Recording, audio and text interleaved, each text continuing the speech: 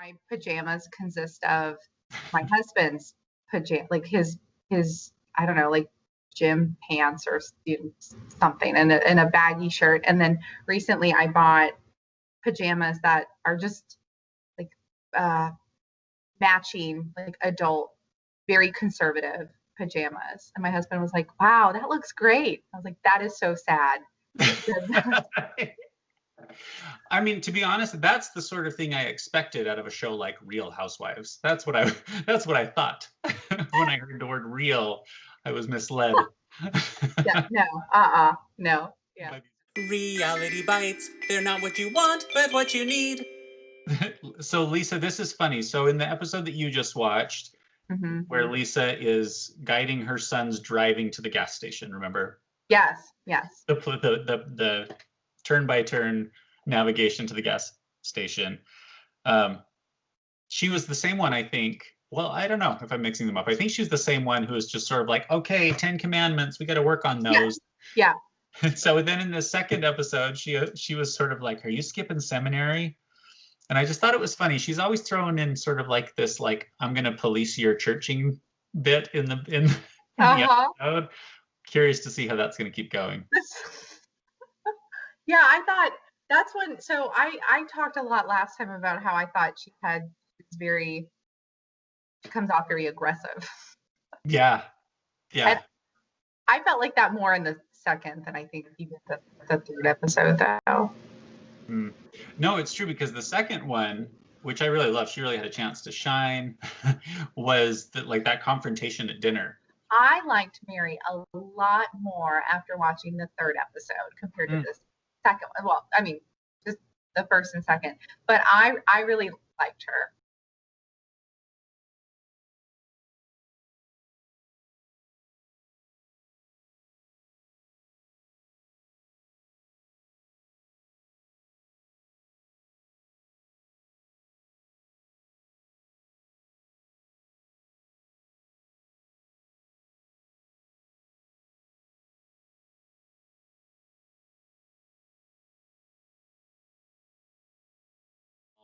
You know, I think Mary should be her own Tiger King style documentary. What is she doing on the show?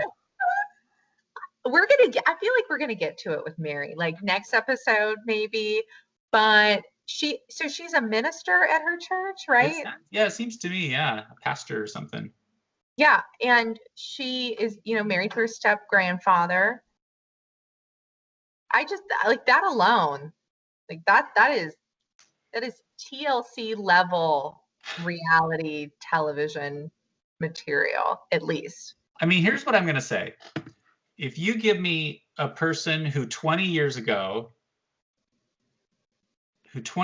married their step grandfather to inherit a church, which they continue to be a pastor in, and then you show me Mary, I'm like, oh, she's doing pretty good with that weird set of cards. Like, I don't know, I don't have any commentary on her life or anything like that, but she's sort of like, I don't know. She seems sort of like the way she talked about it, like, how are you going to talk about that? When she's like, don't think it wasn't weird, but I'm glad I did it. But she said, she made that comment, like she felt like they were a good match, and she understood why her grandmother set her up until she had her son, and then she kind of moved into that role, I think, as a mom. And I don't know, I appreciated that part more than some of the other scenes where she's like, I'm late because of my FedEx package with my outfit. And then this layer of like, her mom was angry because she wanted the church instead. And so this was like a way to cut mom out of the church. I don't know what kind of person mom was, but apparently mom only wanted money and wasn't all about the true, Holy Spirit or whatever. And so it's totally bizarre, but I'm absolutely fascinated by just like that alone happening. I think what's interesting is that Mary is agreeing to marry her step grandfather. Like, I don't care if my Ganny asked me to, like in her will, I think I'd be like, that's a no for me. Yeah. Thank you. But she did. And I don't know. I just think that there's probably a lot to unpack in that family dynamic. And I hope that they start doing that. Because I feel like that's more substance than some of the other stuff that has happened so far. So I feel it feels weird because it borders on like it's not abuse, but it feels that, when she's talking about on their wedding night, sort of faking being on her period for weeks and him asking about it every time. I'm just like, dude, give her a couple of years then if that's the case. Like let her get used to the fact that she had to marry her grandfather instead of like pressuring for it right away. I just felt, like I felt uncomfortable with that whole dynamic. yeah. Oh no, for sure. For sure it's very uncomfortable. But I wrote myself a question, which is why is Mary so bad at conflict? Because I like Mary in a way where she's quite odd to me, but I like her. And when she's kind of being real, it almost makes me laugh. So I even sort of like her personality, even when maybe she's not being the best. But I'm just thinking, if you are a woman of the cloth, right? If you're like in clergy, why is she so bad at handling conflict at the table when people are sort of like, well, let's talk this out. Let's address this. And she's sort of like, let's just forget about it. And I'm sort of like, no pastoral counseling from you, Mary. That's so funny. That's a very good point. And I didn't think of that. And I think I didn't think of that because because I watched the second and then the third, and the third episode really sort of highlighted her role in the church, right? And brought that to the forefront. And so even though it was obviously mentioned the first and second episode, or at least the first, I didn't really think of that in terms of this is probably you should probably be skilled in I don't know, some kind of mediation or conflict resolution or empathic responding. And maybe that's my bias or background, because an interesting thing about the LDS Church, sort of speaking of Mary, is there's no paid clergy. I guess if you get up into the higher church organization, there's people with jobs and there's people with like stipends or whatever. But I'll give you this as an example. It was leaked in the last couple of years how much what are called the general authorities of the church make, which would be the prophet, the 12 apostles, those 15 men who lead the church, because there's the three in the presidency. You've got the prophet and the first and second counselor, and then you've got 12 apostles. So 15 people and maybe some others. And it came out that there's the stipend that they make annually is around $90,000, which is certainly not a bad amount of money. It's not them living impoverished by any means, but it's also not what these mega churches make. And what was also leaked recently is that the church is worth, the Mormon church is worth at least $100 billion. So when you think about that much wealth being held by a single organization, and that their very top officials are making a stipend of 90 grand a year, that's not interesting. Yeah. And the current president of the church is a cardiac surgeon. So he's taken a huge pay cut. Of course, he's in his 90s now, so maybe this is just retirement, but you know what I mean? So that says something. And it sounds to me like Mary's church, not to criticize, but from my perspective, is like, oh, that's a big shift to having like one person who runs the church and is and to maintain the control of the money marries her step grandfather. Like there's a whole different kind of scenario with money. I thought that was very interesting, the dynamic. And I think she mentioned I have multiple homes, and so my grandmother, and then cutting out my mom, and that I just thought that was fascinating. Right. Yeah, I thought I'm always interested to seeing them interact with their kids, and I know the cameras are on them, but she seemed very worried about this girlfriend, which I thought was interesting. And at first I was sort of like, oh, I'm not going to like this, because I never liked the way parents are parenting, because, I was a therapist for teens for too long. So I'm always sort of like, come on, cut them a break. And so she was going to come in here and he's going to do what I tell him to do and everything. But when she did start to talk about school and his grades, it really did seem like he just wanted to be there with his girlfriend and maybe was not excelling. And maybe she had a point. Yeah, I agreed. I thought it made sense. Heather's the one that I feel like I don't want to like and I shouldn't like because she's the one who's like the plastic surgery one. Uh-huh. I don't know, just other things about her that I just was kind of like not sure I was going to like her, but I don't know. She was kind of growing on me in this one. But maybe I had some sympathy for her because she was talking about being the first in her family to divorce in generations. And so she was getting a divorce after 11 years. And she said that on both sides of her family for generations and generations, she's the first person ever to get a divorce. And I thought that was, I don't know, it was interesting. And I kind of like felt that heaviness that she was holding with that. And I kind of loved Jen. Jen was trying to be supportive in this way, so I can't criticize her for it, but she was kind of cracking me up how she was doing it. She was just like, no, like that doesn't matter. And she was like, yes, it does. And I mean, I was like, okay, she's trying to like support her in that, but really understanding why that mattered to her. I thought that was interesting. What do you think about Meredith's son? Well, I kind of thought it was awkward that dad is in Chicago and he took liberties of decorating the home for his mother covered in rose petals. And I was like, different strokes, different folks. Maybe it was a little like parent trap moment he was having where he was like, mom and dad need to get back together and I will do what I need to do that. I don't know. My Real Housewife, Kim, she thinks that he is just boosting his Instagram following. Oh yeah. Because she's sort of, and then which then he later sort of said, you know, my parents are separated, so I just really wanted to be here for my mom and also work on my brand or what. What is his brand? We need to find him on Instagram. I need to look this up. Yeah.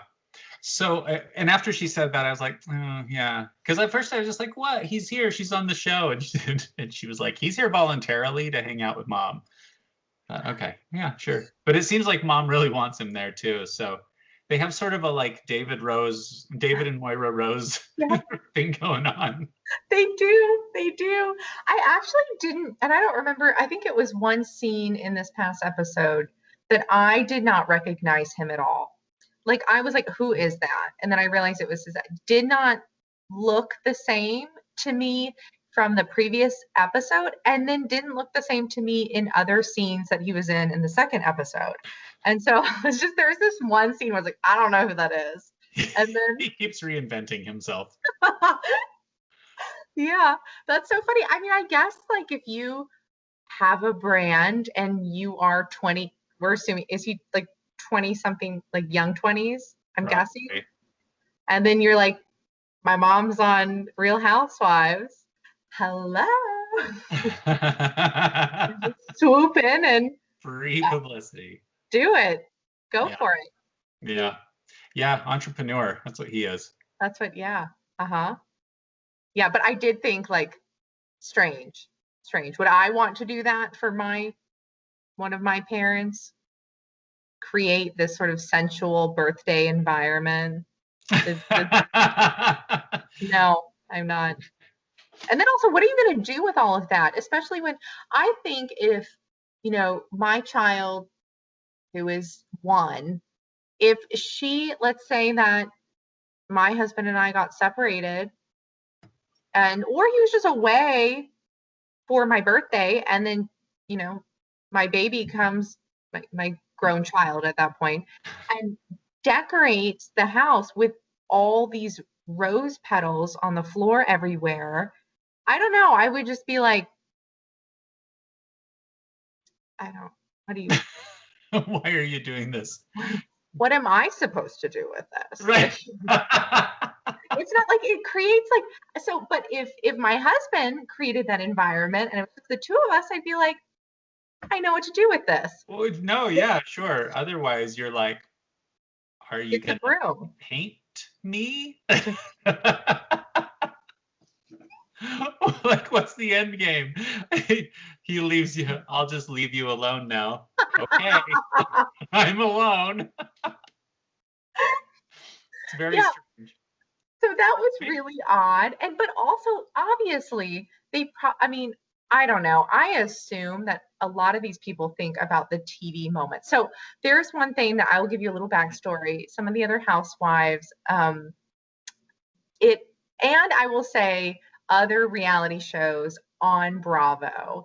Something new that has happened that really didn't happen for many years is the idea that some drama will start when someone says something on camera and they point it out, and it sort of they bring attention to, obviously this isn't reality exactly, you are choosing to say something now that we're filming, or like there will be two housewives that say you only talk to me or ask to do something when the cameras are around, or why did you bring that up when the cameras were around, and then that becomes a point of contention and a dramatic point, I guess, in the season that will be often referred back to, blah blah blah.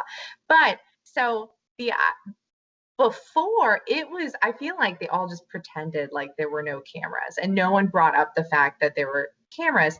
And so everyone knows they're being filmed. They must have these moments where they are sort of cultivating this image. Like it is like the ultimate social media experiment where this is like you are portraying yourself in some way, projecting it out to the world. Everyone's going to watch it and be all up in your business. And you can't, strategically create a caption to make your life look pretty, but they all try to make their lives look pretty. And then there's always, so and so is bankrupt or they owe X amount for taxes, probably because they're trying to spend so much to look wealthy on the housewives. And this has happened for like a decade where like multiple cities, different women where this has happened. And so I think about the Real Housewives of Salt Lake City, which I kind of think that I wish the Real Housewives of Utah would be cool, but the Real Housewives of Salt Lake City, they must, just like all of the other housewives, strategically think about like how will this look. So like Mary was late from her for skiing or whatever because she was waiting for the FedEx package for her ski outfit, and that there's a reason. Like she was probably sitting there thinking like, I am not going on camera and skiing on the bunny slope unless I am looking fly.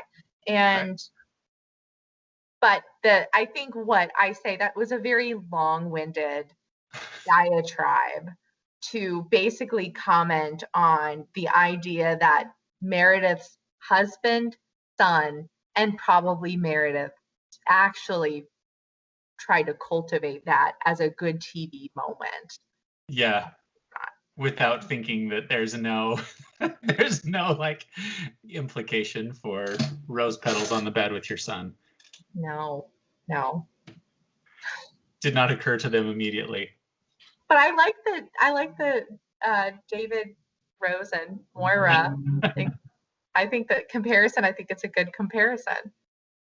Jen is somebody who I'm curious to see how that all goes.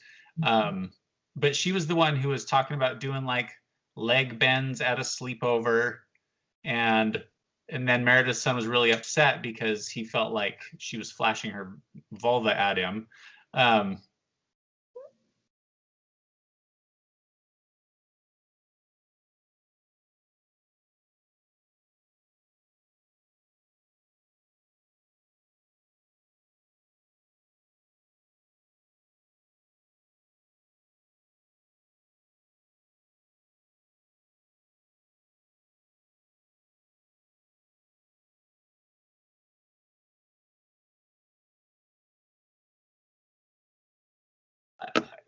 Yeah, so that's what I felt too. I mean, I don't want to say that, inappropriate behavior is appropriate, but I was pretty surprised that that was his genuine reaction of just like, oh, these outrageous wealthy women who are drunk in my house, how dare they? I just felt like that wasn't going to be so controversial for him.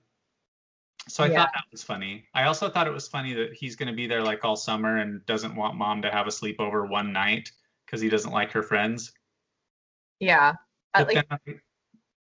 But then on the other side of things, when she did cancel and said like, oh, my daughter's in town, I want to spend time with her, Jen's reaction was really over the top. Like, she was like so upset that somebody would cancel something for family. Yes. Yeah. I think that's what I'm talking. A lot of this seemed boring to me because it really wasn't.